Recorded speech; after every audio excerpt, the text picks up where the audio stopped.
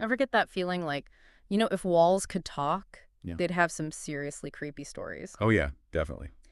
Yeah, so today we're doing a deep dive into the homes of some pretty notorious killers Okay. to try to figure out that connection between where they lived and the crimes. Interesting. Yeah, what do you think about that? I think it's a really fascinating area. Yeah, The environment that someone makes in their house can give you some insight into, like, their mind. totally. And sometimes it even seems like the house itself is part of the crime. Exactly, yeah. And we're going to look at three cases today. The Menendez brothers, Joel Rifkin and James Ruppert. Okay. We're going to get all the details from A&E True Crime articles. Great. And we're also going to see how one of these cases totally changed criminal investigations forever. That's always interesting, those big changes. Yeah, for sure. Okay, let's start with the Menendez mansion. Okay. Picture this. It's 1989, Beverly Hills. Eric and Lyle Menendez, 18 and 21, they're accused of killing their parents, who were super rich. Wow. And the house itself was like a key part of the prosecution's case. Really? Yeah, they said that the brothers just wanted that huge inheritance. I see. What do you think about that? Well, I mean, you can't deny the house was super fancy. Oh, yeah. Like over 9,000 square feet, 7 bedrooms, a pool, a guest house. And it was even owned by celebrities before, like Elton John and Prince. Oh, wow. That much wealth, it can really create a unique psychological environment, I think. Yeah. And some researchers even say that, like, growing up with that kind of privilege can mess up your ideas about what you deserve and what the consequences are. It's hard to imagine that kind of money, isn't it? Definitely. And you mentioned, a messed up idea of consequences. Yeah. Do you think that had anything to do with how brutal the crime was? Mm-hmm. I mean, the parents were shot so many times, and the brothers even reloaded their guns. It seems like more than just wanting the money. Yeah, that amount of violence. Right. It's often called overkill. And it shows there's something deeper going on emotionally. Yeah. Way more than just wanting money. Right? I think this case really makes us think about what was happening in the family. Yeah, Like, behind all the money and success. totally. And then there's that crazy spending spree they went on after. Oh, yeah, right. Rolex watches, designer clothes, fancy cars. It's like they were trying to look innocent by spending so much. Yeah, trying too hard. Definitely. You think that was part of it? Well, their behavior after the murders, especially all that spending, was a big deal during the trial. Right. Was it a guilty conscience, or Yeah. were they just not thinking straight because they suddenly had all this money? Yeah. It definitely made people even more interested in the case. Oh, for sure. And the story is still going on even now. What do you mean? Well, there have been new developments about the father maybe being abusive. Oh, wow. It makes you wonder what the whole truth is, right? It really does. But for now, let's switch gears and head to Long Island between 1989 and 1993. Okay. This is the case of Joel Rifkin. I've heard of him. He lived with his mother and sister, seemed totally normal, but he was actually a serial killer. Oh, wow. Yeah, pretty scary. What stood out to you about his case? Well, it's really disturbing how different his home life seemed compared to the awful things he was doing. Right. It just shows how appearances can be so deceiving. Yeah. And it makes you wonder how someone can, separate those parts of their lives so much. That's a good question. Yeah. And the house itself was part of his crimes? Oh, how so? He used the garage as a morgue? Oh, my gosh. And his bedroom, that's where they found all this stuff from his victims, like IDs and clothes. Ugh. And the investigator said it was filthy and like a hoarder lived there. Hmm. What do you think that tells us about him? Well, maybe the way his living space was can tell us something about how he was mentally. Yeah. Hoarding can be a symptom of different mental issues, Okay. and it's often linked to having trouble dealing with emotions and experiences. Yeah. And in some cases, it might mean the person needs to feel in control, Hmm.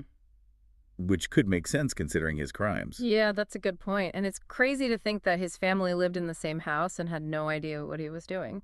That is really strange. Right. How is that even possible? That's one of the most confusing parts of this case. Yeah, It makes you think about denial, like how much people can ignore stuff that makes them uncomfortable. for sure. Were there signs they just missed? Yeah. Or chose not to see? Or did they really not know about the horrible things happening right there in their own home? It's hard to know for sure, It is. but it definitely makes this already messed up case even more complicated. Yeah, it really does. Yeah, it's mind-blowing, right? Sharing a home and having no clue about the horrors happening under the same roof, it really makes you think about the secrets hiding in plain sight. But speaking of secrets, our next case takes us to Hamilton, Ohio, Easter Sunday, 1975. Okay. This is James Ruppert living with his mom, and he commits this horrific mass shooting. Oh, wow. Yeah, he kills his mother, brother, sister-in-law, and their 8 kids. 8 kids. Yeah, it's incredibly tragic. Definitely. Not just the violence, but the family, all destroyed, the betrayal. Yeah, it makes you think about families Right, how things can go so wrong. and how tension can build up and then explode like that. Exactly, and the investigators think jealousy and resentment were big factors here. Hmm. Ruppert was unemployed and apparently super jealous of his brother's success. Okay. And get this, the brother had married Ruppert's ex-girlfriend. Oh, wow. That's a lot. Right. Do you think all those feelings could have been festering in that house they shared? It's possible. I mean, living in close quarters like that, Yeah. it can make tensions worse. Yeah. Like a pressure cooker. Totally. And in Ruppert's case, his feelings of, not being good enough, being resentful, Yeah. plus being so close to his brother's family all the time, it could create like a really toxic situation.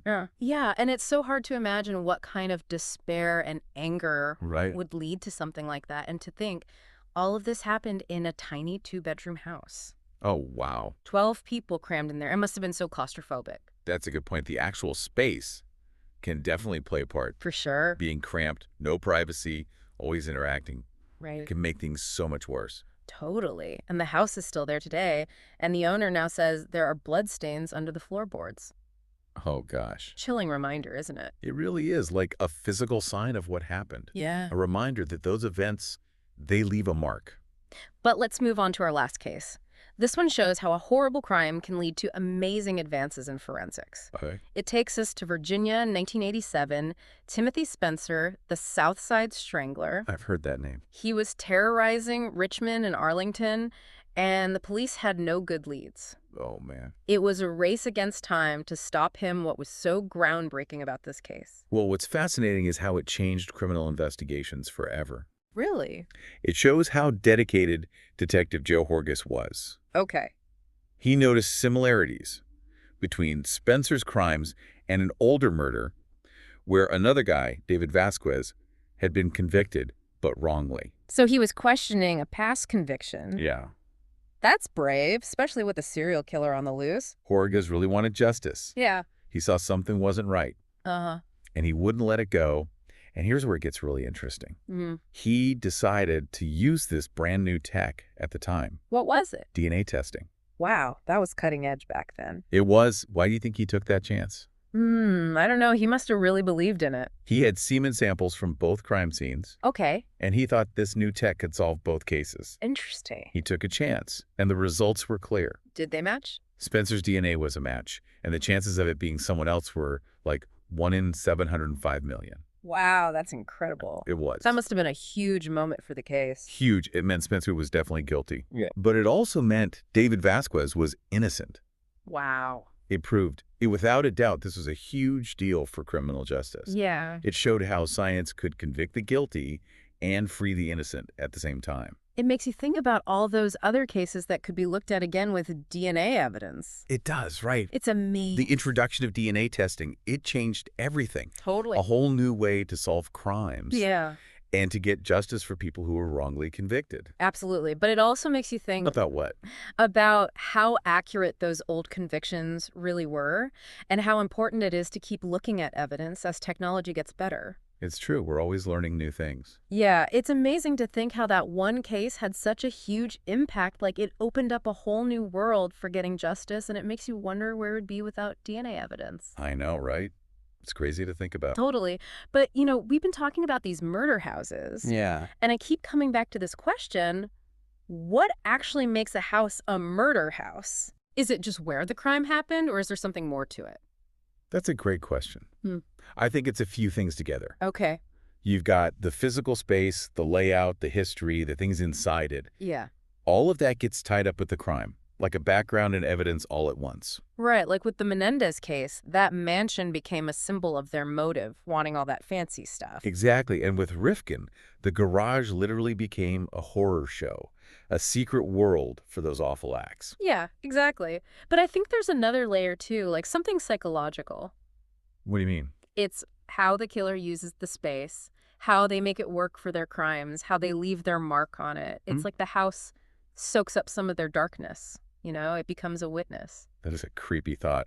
It's like the house holds all their secrets, their reasons, even part of them, long after they're gone. Yeah, and that's what makes these cases so interesting and so scary. They remind us that evil can be anywhere, Uh-huh. even in a normal-looking house. It really hits home that the most disturbing stories can be the ones that feel closest to us. Yeah. We've seen how these physical spaces can get mixed up with the darkest parts of people, but what about the mental space? You mean like the killer's mind? Yeah, what turns a house into a murder house in their head? What makes them cross that line? That's a question that sticks with you. Makes you want to understand how the human mind works, especially the dark parts. Definitely. It reminds us there's always more to learn, more to figure out about why people do bad things. These cases show us a little bit of that darkness, but they also show us that we need to keep researching, keep exploring forensic science, psychology, all of it. I agree. Because the more we learn, the better we can understand these complicated and disturbing parts of our world and hopefully prevent them in the future. Absolutely. Knowledge is power.